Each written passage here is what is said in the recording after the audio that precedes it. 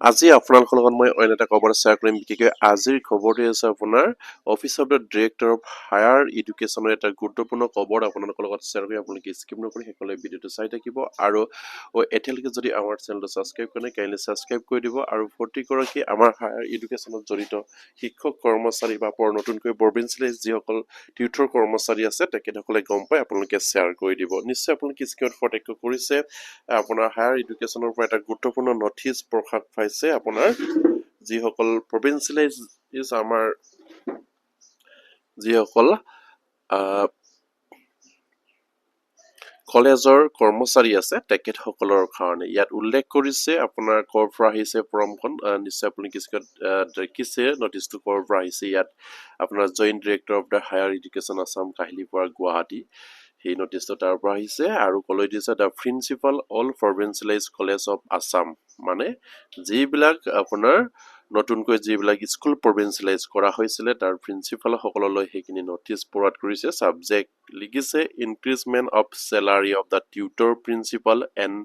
tutor assistant professor of the provincialized college ইয়াত উল্লেখ কৰিছে যিসকল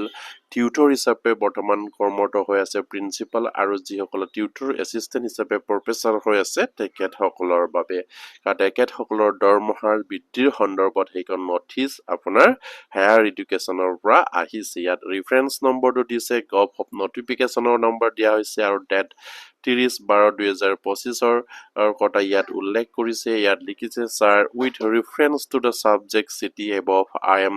direct to the enclose herewith a copy of the gov notification no LGL45/2025 in F/5 that 30/12/2025 regarding the increasement of the fixed salary after complete 5 years of service from the date of the notification 6% annually in respect to tutor principal and tutor assistant professor of the provincialized college of Assam for the kindly information and necessary action ইয়াত নিশ্চয়কৈ আপোনালোকে গম পাইছে আমাৰ যিসকল আপোনাৰ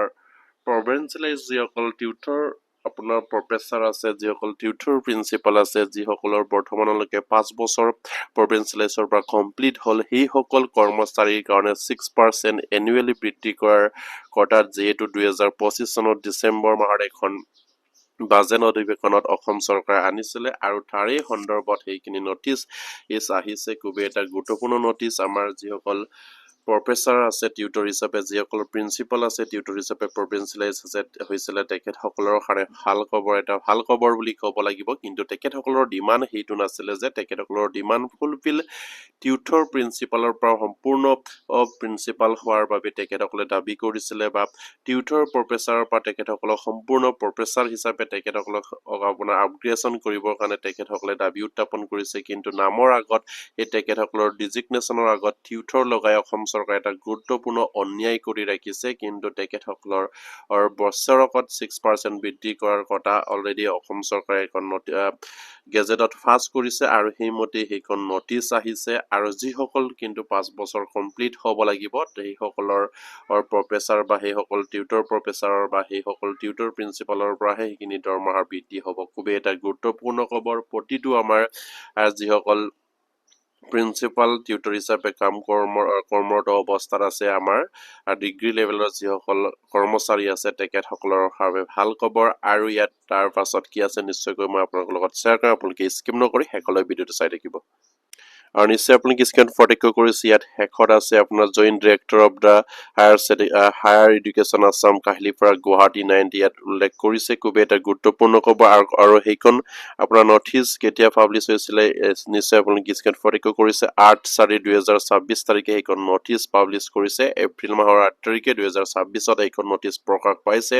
খুবেই এটা সুন্দৰ খবৰ বুলি ক'ব লাগিব যিহেতু টিউটৰ যিসকল প্ৰফেচাৰ আছে যিসকল টিউটৰ প্ৰিন্সিপাল আছে তেখেতসকলৰ দৰমহাৰ সন্দৰ্ভত অলৰেডি তেখেতসকলৰ বিভাগৰ পৰা এইখিনি নটিচ পাব্লিছ কৰিছে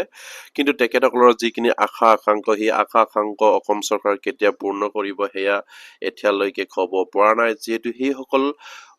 আমাৰ শিক্ষক কৰ্মচাৰী যিসকল আপোনাৰ প্ৰিন্সিপাল আছে যিসকল আপোনাৰ প্ৰফেচাৰ হিচাপে কৰ্মৰত আছে তেখেতসকলে কিন্তু বছৰ বছৰ ধৰি তেখেতসকলে বিনা বেতনে সেই কৰ্মত নিয়োজিত আছিলে দুখীয়া ল'ৰা ছোৱালীক পাঠদান কৰি আহিছিলে কিন্তু সেইসকলৰ বিনিময়ত কিন্তু ফিক্স চেলাৰী এটা প্ৰদান কৰি তেখেতসকলৰ নামৰ আগত টিউটৰ এটা শব্দ লগাই অসম চৰকাৰে অন্যায়ভাৱে তেখেতসকলক কৰ্মত নিয়োজিত ৰাখিছে আৰু সেয়া কেতিয়া উদ্ধাৰ কৰিব সেয়া অসম চৰকাৰেহে গম পাব যিহেতু অন্য চৰকাৰৰ যিটো বৰ্তমান চৰকাৰ আছিলে সেই চৰকাৰৰ দিনত এই ধৰণৰ এটা নাচুত শব্দ সৃষ্টি কৰি সেইসকল মহান কৰ্মচাৰীসকলক ফিক্স চেলাৰী প্ৰদান কৰি তেখেতসকলৰ জীৱনৰ লগত হেঠালি খেলি আছে কিন্তু আগৰ চৰকাৰৰ দিনবিলাকত চালে নিশ্চয়কৈ আপোনালোকে গম পায় যে যিমানবিলাক প্ৰভিন্সিয়েলাইজ হৈছিলে যিমানবিলাক শিক্ষক কৰ্মচাৰী আছিলে ফুলফিল শিক্ষক হিচাপে ফুলফিল প্ৰফেচাৰ হিচাপে ফুলফিল প্ৰিন্সিপাল হিচাপে পাৰ্টিকৰণ কৰা হৈছিলে কিন্তু পাৰ্টিকৰণৰ নামত অসম চৰকাৰ 2021 চনত যি ধৰণৰ কুবাওনা এটা নাচুত এটা শব্দ সৃষ্টি কৰি শব্দ লগাই তেখেতসকলৰ প্ৰাপ্যৰ পৰা বঞ্চিত কৰি ৰাখিছে এজনৰ দৰমহাকে তিনিজনক বগৰাই দিয়াৰ নিচিনাকৈ অসম চৰকাৰ দি আছে সেইসকল কৰ্মচাৰীক আৰু সেইবাবে তেখেতসকলে দাবী আপত্তি সেই 5 বছৰত কৰি অহাৰ পাছতো অসম চৰকাৰ কোনো গা নলৰিল যিহেতু মুখ্যমন্ত্ৰী সেইসকল কৰ্মচাৰীক এদিনো লগ দিয়াৰ সময় নিদিলে বা আমাৰ মাননীয় শিক্ষামন্ত্ৰীৰ লগত বাৰম্বাৰকৈ আলোচনাত মিলিত হ'ল কিন্তু কোনো এটা সমস্যা সমাধান কৰিব নোৱাৰিলে তথাপিও তেখেতসকলে আশাবাদী ইয়াৰ পাছত যিখন চৰকাৰ আহিব সেইখন চৰকাৰে যেন তেখেতসকলক উদ্ধাৰ কৰিব আৰু আগৰ চৰকাৰখনে যিধৰণে দৰমহা বৃদ্ধিৰ এটা গুৰুত্বপূৰ্ণ এটা সিদ্ধান্ত কৰি থৈ গৈছে তাক এটা গুৰুত্বপূৰ্ণ নথিচ হায়াৰ এডুকেশ্যনৰ পাব্লিছ হৈছে আৰু প্ৰতিগৰাকী হায়াৰ এডুকেশ্যনত জড়িত আমাৰ যিসকল প্ৰিন্সিপাল আছে টিউটৰ হিচাপে যিসকল প্ৰফেচাৰ টিউটৰ হিচাপে কৰ্মৰত আছে তেখেতসকলে গম পাই আপোনালোকে শ্বেয়াৰ কৰি দিব আৰু এতিয়ালৈকে যদি আমাৰ চেনেলটো ছাবস্ক্ৰাইব কৰে কাইণ্ডলি ছাবস্ক্ৰাইব কৰিবলৈ আশা ৰাখিলোঁ নমস্কাৰ জয় আইকন